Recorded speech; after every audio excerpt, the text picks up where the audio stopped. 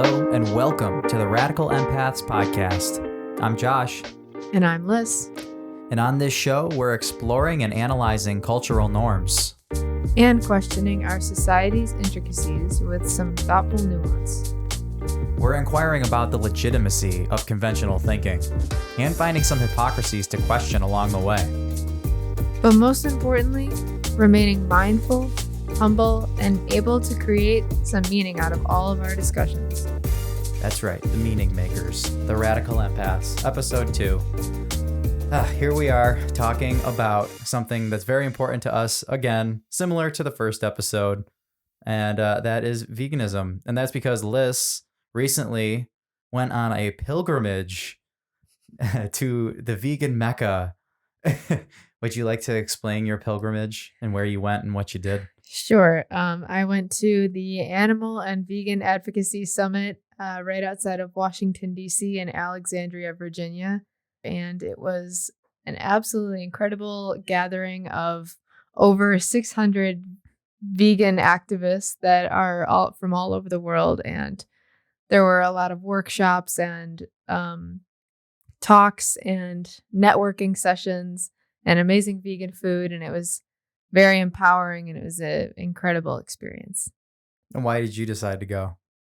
I decided to go because I want to be working in that field, and I desire to make more connections with people that are like-minded in the same ways that also are already working in the field or have done some amazing things already. So that was my way to connect and get myself out there and network with people and find new opportunities for myself. The field being animal activism, animal advocacy. Yes. And that was the main purpose for this whole conference, right? Like, it's just a bunch of big influential thought leaders in the vegan animal activism movement getting together to talk about veganism, but then beyond that as well, like, right, like bigger topics as it relates to our industrial food systems, and just how our culture and our society intermingle with all our food choices, and how lots of these things can all be interconnected, and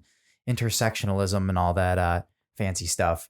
Yes. So we're gonna get into a lot of it. I think Liz is a very diligent note taker, very artistic soul, and the notes are no exception, because like when Liz was a student at University of Buffalo, like I would always just be like amazed at all the notes that she'd take, because they're just like so beautiful and they look perfect. And no exception from this vegan summit, and got a whole notebook of notes from lots of influential speakers, including Michael Greger and Melanie Joy and Peter Singer.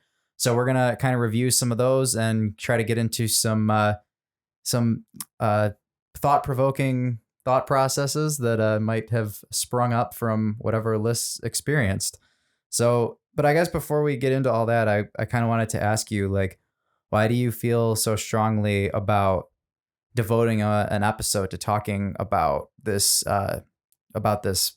summit in general? Like, what message do you want to have for someone who's curious about the summit, who's listening to this? I think that not only is it good for people to understand that I don't believe that something like what I went to with going to the summit is accessible to everybody, because I don't think that it is. I think that I was very fortunate to have gone to that and to be able to volunteer and participate in that way.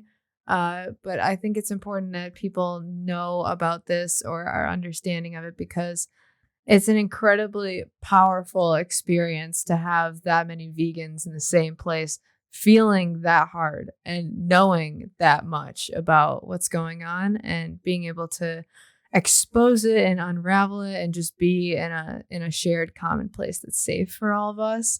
I think that with that being said, it's useful for people to know how useful it is for your career if you're looking to get into that and you don't see it as accessible. I think that there's a lot of ways that I learned from going to that how it can be accessible in not just attending physically. Yeah. And I guess that's an important distinction too, is that you went as a volunteer.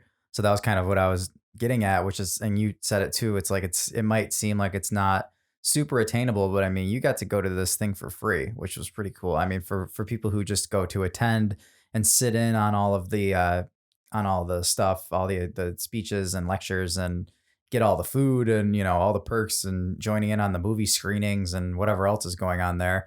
It's a ticket to get in there, and it's obviously it's supporting a good cause and everything, and good food, and that wasn't animal products weren't contributed to. But Mm-mm. for you to get into that for free was a pretty cool experience. And I don't want to say for free. I mean, you volunteer and you help out, and just to be a part of that, and be in that first. It was the first time that they've held this type of event, right? In the way that they restructured it, I believe it was called the Animal Rights Movement Summit Mm, or something like that. It had a slightly different name, but I think this was the first year that where it was reorganized and called yeah. and referred to that way. Well, I guess part of why we're talking about it is because it picks up steam, and as this movement continues to grow, this will probably be something that continues on into the future. And maybe someone finds this podcast in the future just because they are interested in the title of this summit that's happening nearby them, because there will be future events, and interested, and you get a firsthand view here from someone who was a volunteer and went. And Liz has only had amazing things to say about it since I got you from the airport, right? So it seemed like a really cool experience. I'd love to be able to participate in it too someday. I'll probably volunteer on my own, and go and contribute and be a part of that whole experience, because there's a lot of wisdom to take in, and like you said, like to be in a safe space like that, because I think a lot of people who live this kind of lifestyle can probably empathize or understand. You tend to feel like you can be kind of alienated from the rest of the world. That's Hmm. kind of the whole ethos for the name of the show that we have here, is like radical empaths. We feel like we're radicalized, like we're kind of like shunned by society, or put into a somewhat of a different category, just because we have like these opinions that are you know just based in decency and empathy and humanity as we see them.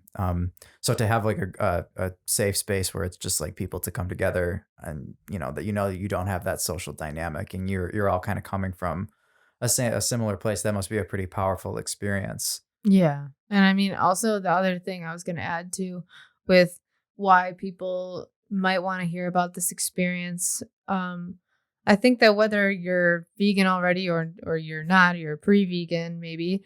Um, I think that what certain doctors had to say, like especially Dr. Greger and Dr. Melanie Joy, I think both of them gave perspectives that anyone can relate to at any level in their journey.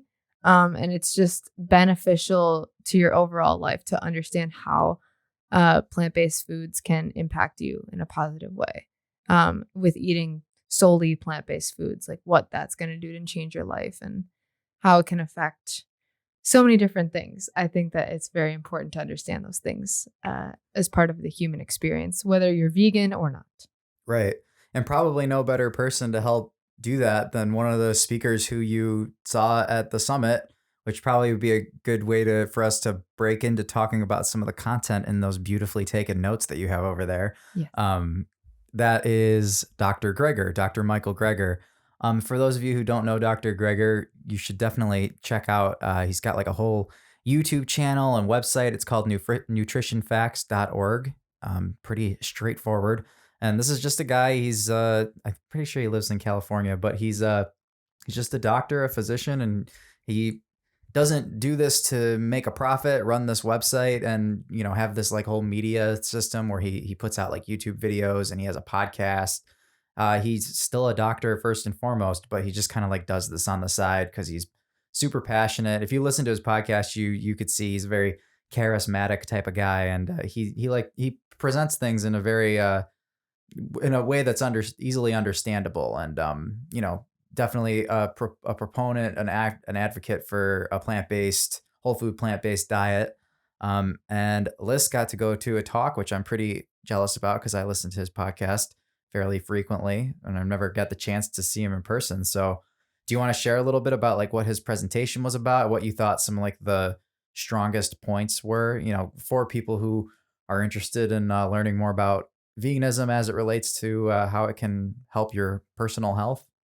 I think that the two most important things that I got from his talk were maybe the history of the research that's gone into plant-based diets, and just the fact that plant-based diets have been known to be better in the medical field since the 1930s. So that's almost 100 years of research that's already gone into this, and how much of it has gotten reported versus or ignored or just put aside due to making a profit from subsidized other foods and things like that. So I Hmm. thought that was the first major interesting point.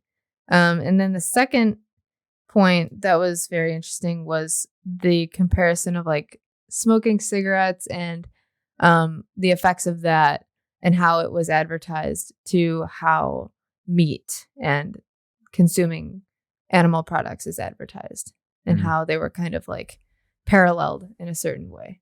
Mm. Yeah, there's so much to say about that.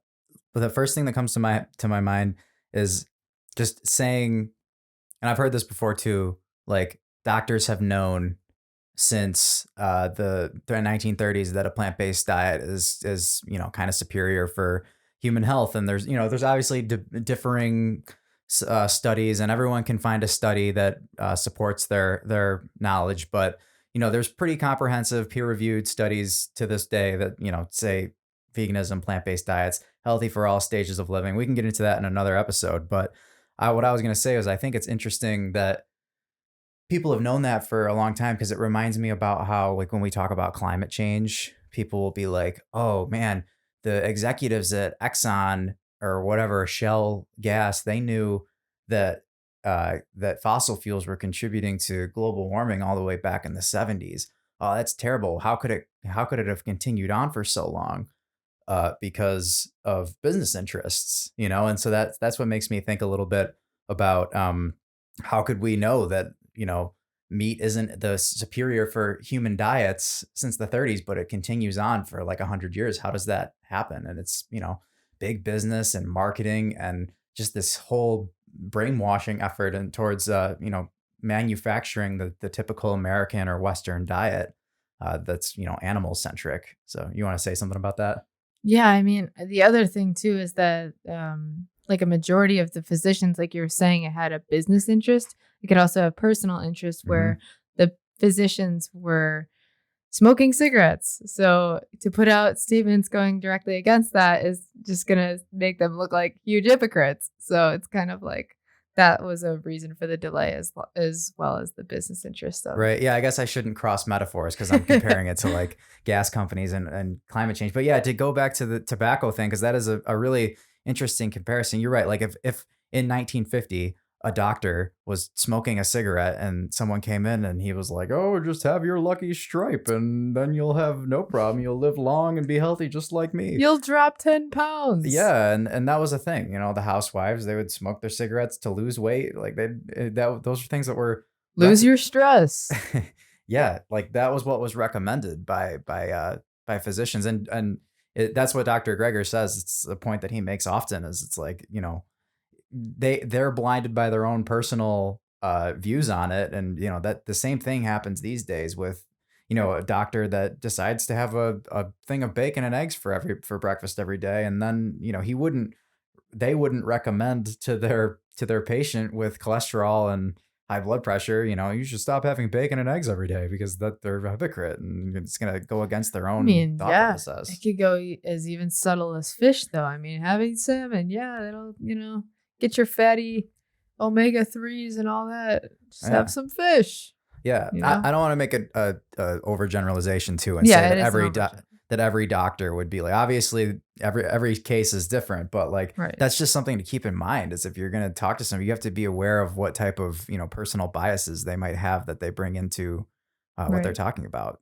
So, but I mean, even beyond that, with the tobacco comparison, I think it's something that we've often considered because it's like tobacco. How could you know for so long that this is bad for you, and like it just continues, and people just get addicted to it. There's all types of marketing that are like marketing it to children, for instance. I mean, that was even before our time, before we were born in the 90s. There's a whole public debate about like what type of advertising is suitable uh for tobacco products, because like, the camel cartoon, people would make the criticism that, hey, like you can't have a cartoon advertising an adult product because it's getting kids to come into that. But what about meat products? We've got like a clown, Ronald McDonald, and like they clearly marketing to children Happy Meals and everything. No one has a problem with it. Come to the fun house and play in the ball pit. And like that's how they what's the word, they like mystify it for kids, and they turn like McDonald's into like this magical land, and it's all marketing. It's all a made up thing. And so that's a similar, type of situation that would happen with tobacco back in the day. So that's just one more comparison of thinking about like how tobacco and meat and dairy there's kind of parallels and comparisons when you look back in time. Um, do you have any other things about Dr. Greger's presentation that you want to talk about, or anything else about tobacco? Nope, just to be preventative and be optimistic and well researched when you're looking at your food choices, and try to stick to a whole food plant-based diet as much as you possibly can. Yeah. Yeah, and listen to Nutrition Facts by Dr. Greger. I don't know if that's good podcasting marketing to send someone else to another podcast in the middle of our podcast, but hey, I'm not in this for the clicks. We want you to get the the right information, and he's an expert, so head over there and listen to that. But speaking of experts, you listen to many other experts as well. Who else do you want to do? Is there any speech lecture that you attended that you want to talk about right now? You want me to choose out of the list here? All right. Well, I'm interested in the conversation that you had, or that was had, that you listened to, with Melanie Joy, right?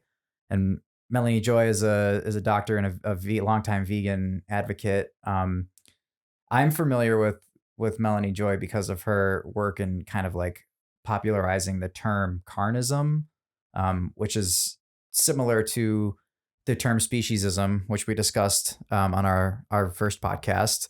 Brief rundown: speciesism being, the arbitrary classification of one species above or beneath another, and carnism relating to speciesism, but it's more specified uh, as it relates to the mindset in humans that says that animals are for food. So obviously similar to speciesism, but it's really more geared towards like explaining how humans have developed the psychology that normalizes animal consumption in a human diet. But that's not what this conversation was about, right? The conversation was about reducing infighting within the vegan community. Is that right? Yes. Dr. Melanie Joy went over what exactly is infighting amongst vegans and in our community, and how that reduces our effectiveness in the movement significantly. So, just talking about the causes of infighting and how dysregulation and infighting can be contagious, just as negativity is contagious and it's easier to slip into and it's a lot harder to get out of. So I think that it was a really important conversation that a lot of people should be having, because, infighting is never going to be good for any part of our movement, and we want to reduce that as much as possible. Um, so yeah, that's kind of what she went over. She also talked about how to avoid shame, guilt, and contempt towards ourselves and others when we talk about our vegan journey, and whether that's personally or with other people, and that we care about with our loved ones. So I thought that that was a very interesting part of the discussion as well. And yeah, maybe we could talk about that. Yeah, yeah, because it sound like the part about that you told me that piques my interest is kind of developing, because it relates to our show, radical empathy. Like while we want to have, or radical empaths, while we want to have radical empathy, towards farmed animals, the victims of our industrial farming system, part of radical empathy is also feeling empathetic towards people who are at a different place in their journey than we currently are. So, you said part of her presentation there was helping people to feel like that they can, well, like have some solidarity with people regardless of where they are in their vegan journey. Like if you're, to the point where you're like a radical abolitionist, you might feel that way and you might have, righteous anger, but you don't want to unleash that anger on someone who's new to the movement, who's just trying to feel it out and understand if this is right for them, and just kind of introduce themselves to all the concepts of veganism. You don't want to scare someone away by being a fire breathing dragon. So that seems like what you're talking about to me, but that might be kind of a contentious issue among of the vegan community, and that could be kind of what you're talking about with infighting, right? Like that's part of it, is people have different strategies and different approaches to the way that they try to do activism, right? And like Right. some Like people are stronger, some people aren't as strong. So there's better ways to use your time sometimes. That was a big point that she was making. She was talking a lot about social media and how it's usually structured. Social media is usually structured to reduce relational functioning. And lots of people on social media um, are experiencing secondary traumatic stress.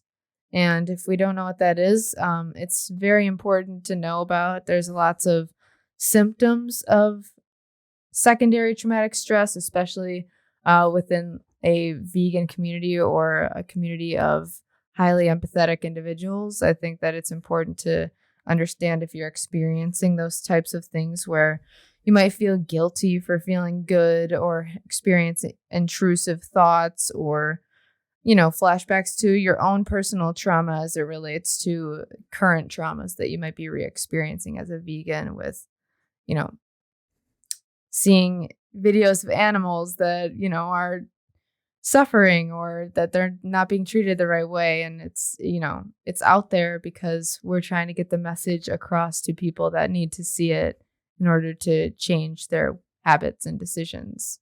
yeah. So there's lots of things like that. And also, within infighting, there's toxic moral perfectionism, which is like an example would be judging another vegan, say on social media, for wearing old leather that they had before they went vegan and deciding to put your energy and attention towards that rather than talking about something that's more productive or having a more productive conversation with someone about that and educating them in a positive way. There's ways to discuss with people rather than, discuss with them rather than debate them, and build your knowledge and tools with them together as part of a larger movement, because that's what our responsibility as advocates is to move people in the same direction in a very welcoming way that distributes love rather than judgment and shame. Yeah. Yeah, and there's a lot to like work through there, to in order to be able to do that in the right way, because no one wants to be yelled at. No one's, if they're curious about the, maybe you're like this, the person listening to this right now, you might be curious about veganism. You're not opposed to it, but you're not sure that you are like fully committed to it. Probably the last thing that you want is someone shouting you down or throwing pig's blood on you or whatever the things are that people do. Even no matter how righteous their anger might be, it's not right to alienate people in that way. But like there's a lot to work through in it, because what's the term that you said? Secondary trauma. Secondary traumatic stress. Yeah, so I want to make like a real life example of that so that it could be more understandable, or at least like so that someone could relate or have some radical empathy towards me and my own personal and our personal experience. But so I remember one time, probably last summer, I was, I would do a lot of research about like animal rights abuses and factory farming, all these types of things. And I felt like for too long I hadn't ever watched any of the footage, any of the, the horror footage of what happens. No one likes to watch it, but I, for some reason, had this feeling like I want to watch it. So I ended up watching some of it to try to, educate myself. And it's a life changing thing to see some of that stuff in front of your eyes in video. So I felt very upset and angry. It was like one of my angriest phases where it's just like, how could we allow this type of thing to happen? And then Lissa and I are just going for a walk down by the river, nice walk on a summer day. And we like the trail goes through like someone's backyard, and we're like walking past this guy's patio, and he's grilling on the grill. And like it was like a perfect angle where we like saw the big meat cuts, and they were like raw. He had just put them on the grill, and he was super friendly, and he like waved and he was smiling. He was like, "Hi, how you doing?" And we were just like, "Hi." And then we kept walking, and like in my brain, all I could think was like, what the hell? Like, what did I just see on that grill? Like, that psycho, like that's a murdered body. Like, and that's a really heavy process to go through when you're just trying to go through a walk on a summer day down by the river. And so that to me is an example of secondary what's it Mm-hmm. called? Secondary traumatic stress. Yes. Cause it's Yes. like you're getting it from you know everything that the whole process that goes into that, and like you end up feeling all of that pain all at once, and it could manifest itself in an improper time, like when you don't want to be angry. I don't want to give that guy any animosity because he's just minding his business, being polite, saying hello. So it's an example. We just think of shame and contempt as data points. They are teaching us things. They are tools. They're reminders. They're always out there as long as we're aware of them. I think that they're really powerful emotions to experience, whether you're vegan or not. They're, they can be awful and excruciatingly painful emotions to experience, but they are ultimately teaching you things to better understand your own self and better understand the way that you're going to relate to other people when it comes to their food choices and the ways that that's immorally, you know, looked at from our perspective. Yeah. Yeah, I mean, it's really heavy to like to always be to always be feeling, you should always be feeling like the empathy to the animals, and like having like that fire inside of you is a good thing. Like it just means that you're empathetic and that you care.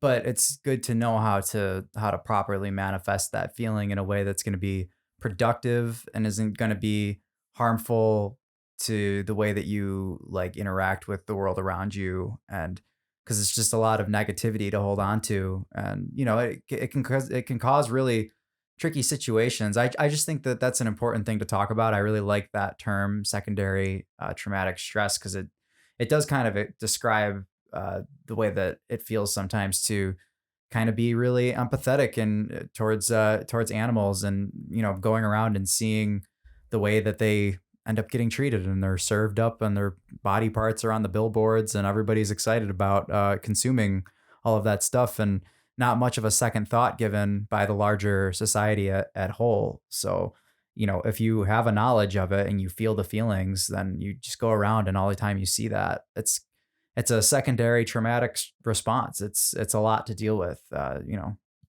then when you add into the mix people that you know and love in your lives, it can be really heavy emotions. So it's that's part of what this show's mission is to kind of talk about these things and the side effects of kind of feeling like you're a radical empath in this society, and how to deal with some of those feelings, and making sense of some of the things that don't make sense. Right. Yeah. So maybe that's a good place to wrap that up. We could talk about that for a while, but yeah, Melanie Joy, another interesting person. Look her up. I don't know as much about her if she has like a podcast or anything, but look her up on YouTube. You can find all types of talks. She's done like a TED talk and all that kind of stuff. Definitely. So I have written here embodying bold leadership, and that just sounds like too good to pass up. So I Yeah. think we should talk about that. You want to like lead us into whatever this discussion was? Sure. So I've actually never I never had heard of that. The person that was the speaker of this talk, her name is Brielle Ringer, and she is a coach and a healer. Um she also I believe is a yoga instructor, or at least does yoga regularly. And I thought that she was really great because she kind of like took a perspective that I would probably take if I was going to be speaking at something like this. If I ever had that opportunity, I think her way of approaching a workshop was very empowering and very needed. I think is very much needed, and I wish that more people were there. There was quite a bit, maybe 20 to 30 people, maybe a little bit more than that, but other workshops had hundreds of people and they were packed. So I wish that there would have been more at this one, because she talked about embodying bold leadership, like Josh mentioned. But beyond that, it was about how to what disembodied leadership looks like, and how common that is in our culture, and how toxic it is for our culture, and also how that affects um, us personally, but also the animals. And Before you continue, can you try to explain what embodied and disembodied leadership is? yes, sure. Disembodied leadership can make you feel like you're not making a difference. Disembodied leadership can look like burnout or compassion fatigue, suppressed emotions under pressure, and experiencing emotions like anger and having outbursts, lots of infighting, people pleasing and spreading yourself too thin, excess work and distractions during work, difficulty slowing down after work, and guilt or anxiety for stopping your work for the day. So this is all disembodied leadership. Yes, Do you very have common. some examples of embodied leadership? So like so you're trying to create that through this talk, right? Like embodying bold Yes, leadership. Okay. yes. Embodying bold leadership, she gave a bunch of tools on how to access this. Basically, what that looks like is that you're ready for something to be felt emotionally and somatically as a leader, and it's emotionally activating. So you're able to intuit other people's needs. You're feeling like balanced and grounded in your own purpose, and that your intention matches your purpose long term. So making sure that you're kind of like aligned with what you're doing and kind of happy in that way. So I think that's very powerful when it comes to being an animal activist, because if you're in the movement, or if you're a part of the movement in some way, you should be really passionate about what you're doing, because it's very hard work. And some of the things that you're going to be experiencing can be traumatic and will be traumatic. And it's important to know how to deal with those things as a person, because, we're a small part of something bigger. And that's the main thing that I would keep reiterating.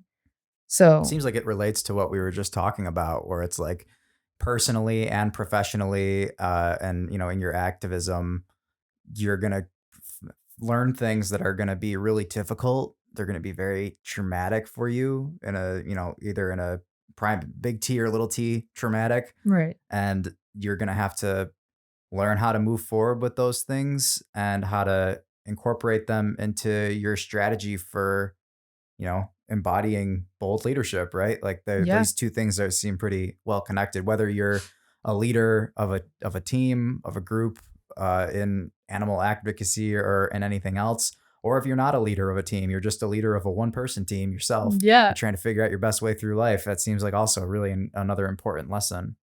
I guess I would add maybe like the top tool that she suggested, which can be so easily overlooked. I think that because it's so simple that, maybe people see past it a lot of times in their in the moment experiences of feeling disembodied. Because I think that that's a fluctuating state to be in. I don't think that people feel that way consistently sometimes. I think it can fluctuate. So, breathing and moving your body, even if it's for 5 minutes, noticing your breath and trying to control that and regulate it as best you can, having as much body mind awareness as you possibly can, is definitely a huge tool for grounding and feeling like you're ready to make decisions, or to move in ways that are going to be intentional and meaningful and with purpose throughout your day Hmm. or your career, your Yeah. life. Well, I mean that, and again, I feel like what you're saying right now relates to another one of these presentations that you wanted to share about, which the title was Lessons in Trauma Resiliency. I just want to bring this up because it seems like it's related again. Like these three in a row kind of had natural segues with each other. Because Right. yeah, I mean, how do you be the best? That's again, like I said before, this seems like it's also a good thing to talk about because it is partially kind of the whole mission of our show, which is if you listen to our trailer, which is up on our Spotify and all of our podcast platforms, which you should follow and subscribe and rate and review and do all that good stuff. But if you listen to that trailer, you heard, we talk about how one of our missions is to help people to be true to their feelings and their convictions and what they know to be true in their empathetic hearts, and then to carry that forward and be the best version of themselves, and to to shine that light, and to hold your convictions firmly and still be the best version of yourself in your life. And that seems like partially related to what we're talking about here. Like, learn all these things, empower yourself through knowledge and information, and do activism, and then be uncomfortable and experience the negative feelings, the trauma that you might encounter along the way, and then grow and learn and get better and be stronger and resilient. And that's what this is, right? Like lessons in trauma resiliency. So, who was the presenter here, and what was the whole vibe with this thing? So this was one of the most moving workshops that I got to be a part of as well. Erin Wing, Director of Investigations at Animal Outlook, was the speaker and presenter of this presentation. And I think that her job is and was very interesting when she was in the actual field of being an investigator. Um, the fact that she had such a good understanding of what the job entailed and what it was going to mean for her long term was very interesting. So she talked about the ways that it affected her um, with trauma and, like we were talking about, secondary uh, traumatic stress. I think that that's one of those instances because she would have dreams about the things that she was seeing as an investigator. And what I mean by this is that she was working on a farm undercover with cameras and would document things that she was seeing only when she was able to without anyone looking. So she wasn't, even though she had felt feelings of connection towards some of the cows that she was amongst day to day, she would glance and give and only be able to share looks of compassion with them. And, there was very, very few instances that she actually got to pet them and show them love, which she said very, very much was hard to deal with. So I Mm. thought that that was very, Well, it was I, very powerful to hear someone speak that way. I want to back up a little bit because unless you're super familiar, you might not even understand. Like, because I think a lot of people might think, like, oh, what, animal activist, investigator, journalist, like you kind of have to put these, I just want to verbalize it because I feel like it helps to put Yeah. these things together. Like, you can't just, this person has to go undercover because you can't just go and be a journalist and say, hello, cow farm. Yes, I'd like to come in and do some reporting and see what's going on here. Because obviously they're gonna say, okay, then let's clean up all the d- I don't even want to say the things that they could be cleaning up. Use your imagination. They have plenty of things that they could, incriminating evidence that they could be cleaning up when a journalist is coming, if they know that they're coming, or an investigator, and they're going to give them with the polished tour, and they're going to say, see, here's all the happy cows and whatever. So in order to really get, real activism and journalism that challenges power, a lot of activists and journalists have to, go undercover, Work in the field. get jobs in these places, go undercover and pose as someone who lives in the community who just needs a job, and that takes an overwhelming amount of dedication. You have to live there, you have to live and breathe it, and you have to be there, and you have to really be risking a lot to do it as well. Cause I mean, you never know what kinds of people you're dealing with when you're going to do these types of things. But, Another thing too that I think is worth mentioning in this realm, and there's more to talk about with this, but there's something called ad gag laws that exist, which are completely like just they go against, they're un-American. They go against our Constitution, which is basically just like that journalists can't go into some factory farms and animal farms and take pictures and release them to the public. Like even though that is, that should be protected, freedom of speech, basically, to go in and expose those types of things. There are all types of corrupt dealings that these businesses have. They're very powerful, entrenched business interests, like we kind of mentioned earlier, and they have all type of lobbying control over government. They have these super undemocratic laws in place called ag gag laws, and they don't really allow for journalists to go in and share these things. So I just wanted to give that context to provide a little color to how incredible this is that this person was able to do this and be an investigator. So you were saying that she was feeling these feelings of trauma because like she didn't have a lot of time, with these cows. Like she wanted to be there to be compassionate to them, but she knew her mission was to be there and to try to uncover some abuses so that she could report on that. Right? Is that like the mission of what she was doing? What was the purpose of her investigations? Yeah, I believe that was the purpose of her investigations. I don't know specifically what she was doing with it. She was talking more about the outcome, right? Yeah. Yeah. Well, do you want to share about like what she was, what her finding was, or like what her message was based on, like what that experience was for her? I mean, she no longer does the actual investigations. Um, she had to work through a lot of the PTSD and the power of forgetting some of these things, the intrusive memories and constant state of alarm that she was living in was uh, very imperative to her mental health and her emotional health. So she kind of went over the effects of PTSD in this field, grief and acceptance, and how to utilize your self care tools in order to release your traumas and trust new experiences. What were the self-care tools that she used?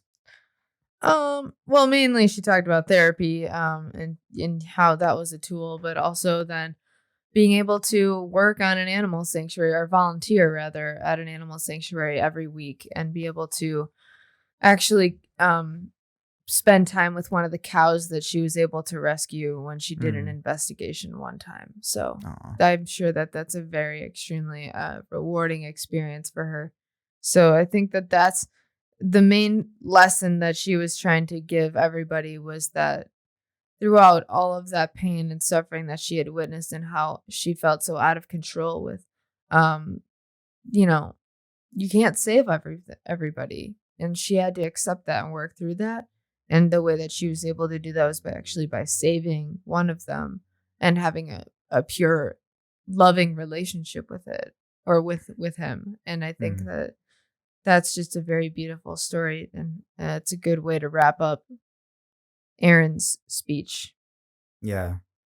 That's very powerful. Yeah. I mean, it's just very admirable thing for people to do, and if that's your form of activism, then more power to you, and, nothing but admiration. So go out there and be a muckraker, find some dirt and expose it, and show people.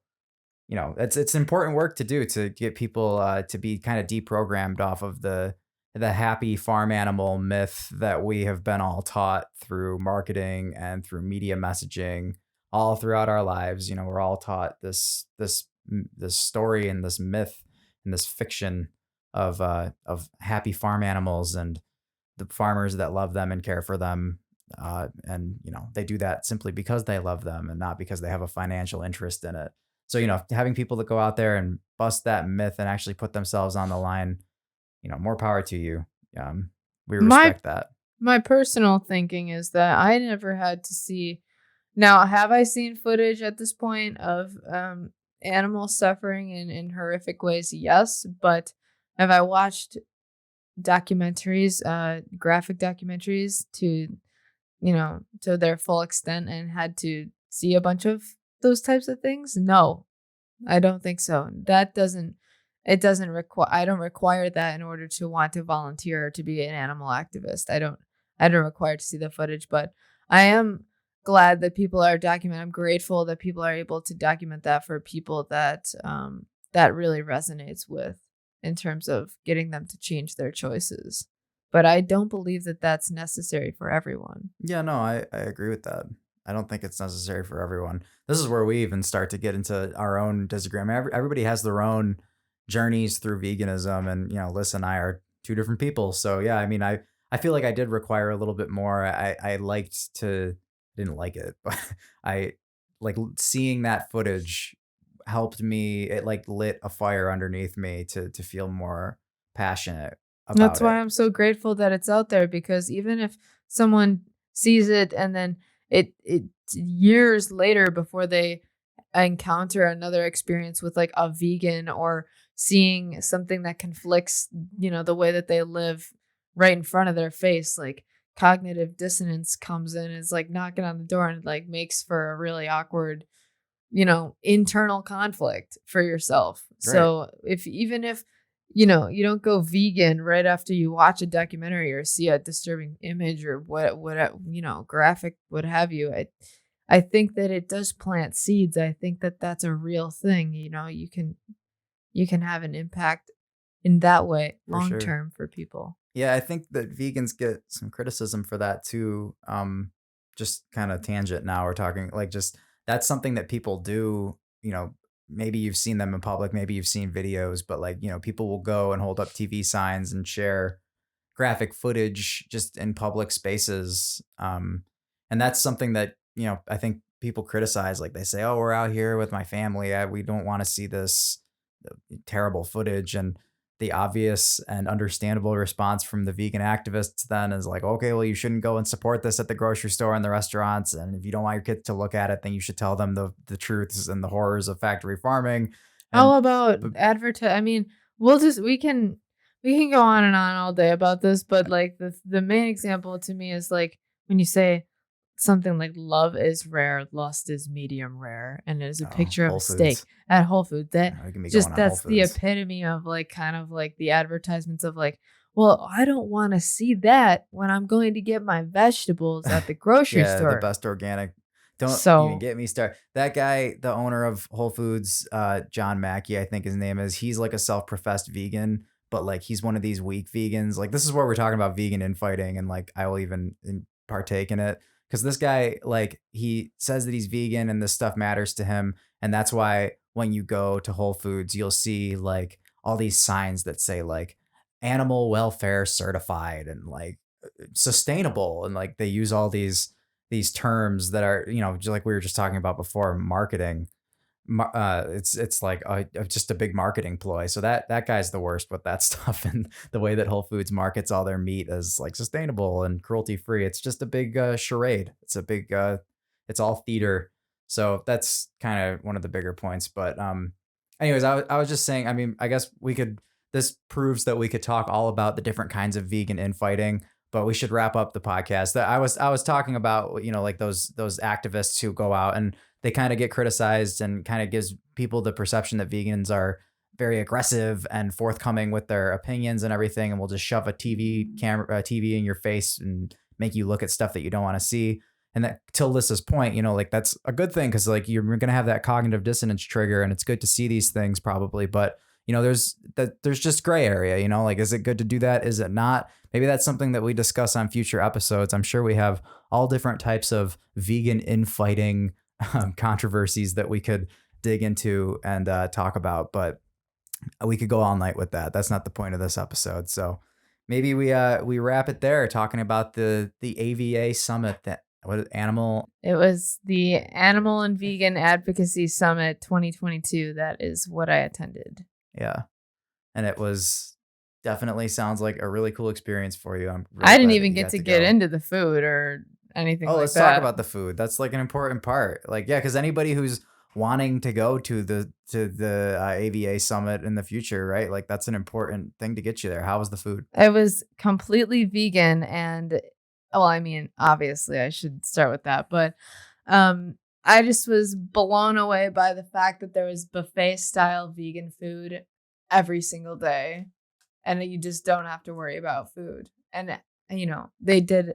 The Hilton was the hotel that held the event, and they just did a really great job with accommodating allergies of any kind and being able to sit and talk with random people every morning at different meals that are all vegan. You're just sharing, how did your workshops that you attended yesterday go? Or, oh, where did you come from? Or what do you do? And just getting it to network in that way was really fun, especially for mealtime that can often be extremely stressful and something that's unexciting when you're in like a banquet room like that. I don't even know how many times that's happened, but it's just something to be really grateful for. I felt like it was a rare occurrence that I'm like, oh my gosh, everyone in here, I don't have to look around and be like, but yeah. Yeah, like what's that on that plate? Yeah. You just knew.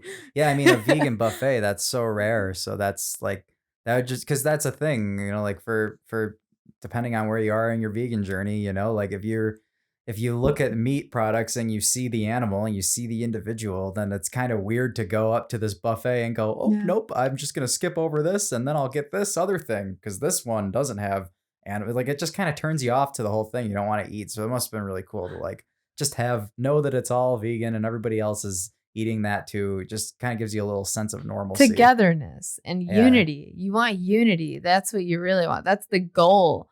The ultimate goal for me for veganism is that everybody goes vegan, everyone.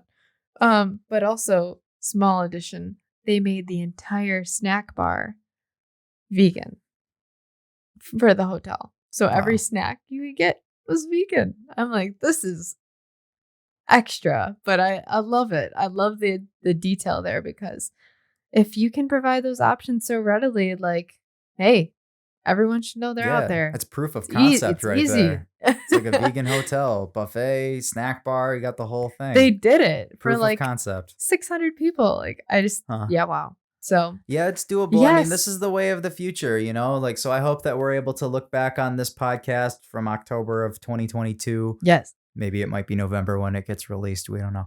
But yeah, we'll look back on it and we'll think like, wow, this was not the start. We're not at the start. There's people who have been in this much longer than us, but and you saw some of them at this summit. So. Some of the greats. I mean, I'm very happy that we were able to talk about this experience, because I definitely want to go next year again with you. Yeah, I want to join too. So yeah, and hopefully somebody listening to this might also think that sounds like a cool experience. Come volunteer. If not for the volunteering or for the awesome lectures where you get to take notes and make them look beautiful like Liz, then maybe the most important thing that you can think that'll get you there is a vegan buffet. Because for me, sold. Count me in. Yes. I'm there. Yes. So, well, I guess we'll wrap it there. And thanks for joining us and listening in to this podcast about the AVA Summit from 2022 that Liz was so lucky to go to. And, we'll have future podcasts coming up. We're going to have a podcast where we're talking about just the concept of mindful consumption and consumerism in the 21st century in the Western world, ways that we can eat and consume media and buy our clothing and other products while remaining conscious and mindful. So future episodes on that, along with some other stuff.